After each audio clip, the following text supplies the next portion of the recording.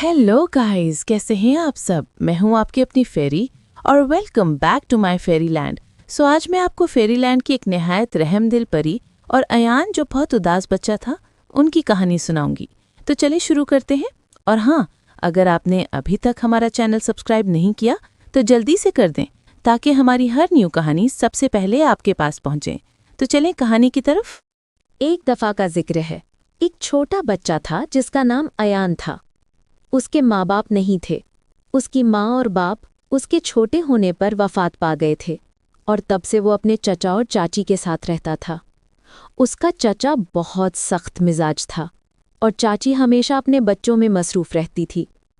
अयान उस घर में बहुत अकेला महसूस करता था।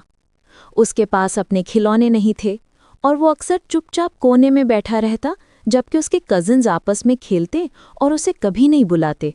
वो अक्सर खिड़की के पास बैठकर परिंदों को आसमान में उड़ते देखता। उसका दिल चाहता कि वो भी उनकी तरह उड़कर दूर चला जाए। रातें उसके लिए और भी मुश्किल होती थीं। उसे माँ की गोद की गर्मी याद आती और बाप की हंसी याद आती। उसकी आंखों से आंसू चुपचाप बह जाते, मगर किसी ने कभी नहीं देखा। कोई उसे पूछता भी नहीं कि तुम ठीक हो, और वो सब दुख अपने छोटे दिल में छुपाता रहता। एक शाम कुछ जादू हुआ। अयान बाग में अकेला बैठा था जब आसमान गुलाबी रंग का हो गया। अचानक फूलों के दरमियान एक सुनहरी रोशनी चमकी। अयान ने अपनी आंखें मसल दी और उस रोशनी में से एक खूबसूरत परी सामने आई। उसके बाल सूरज की किरणों की तरह चमक रहे थे और उसके पर सितारों की चमक से रोशन थे, और उसकी आंखें बहुत नर्म और मेहरबान थीं। वो मुस्कुराते हुए अयान के पास झुकी। छोटे, तुम इतने उदास क्यों हो? परी ने पूछा।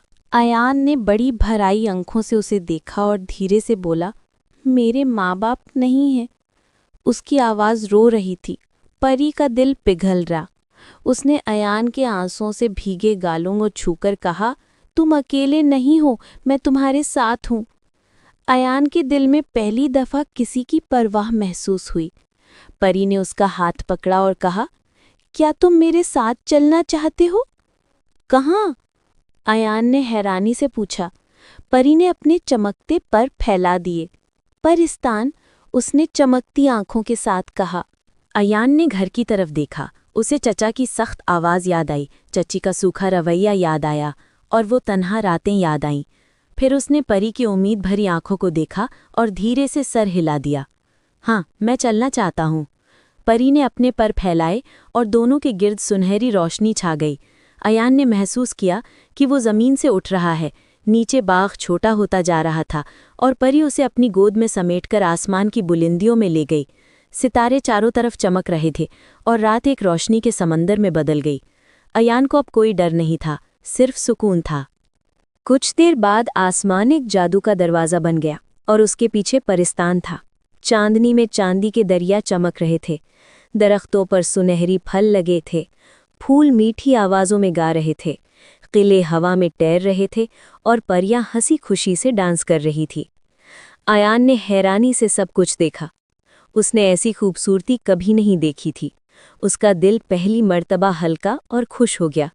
परिस्तान में खुशामदीद, परी ने कहा और उसे एक नर्म बादल पर बिठाया। दूसरी परियां उसे मिलने आई। उन्होंने उसे सितारों से बनी मिठाई दी और फूलों का ताज उसके सर पर रखा। यहाँ तुम कभी अकेले नहीं रहोगे, उन्होंने वादा किया।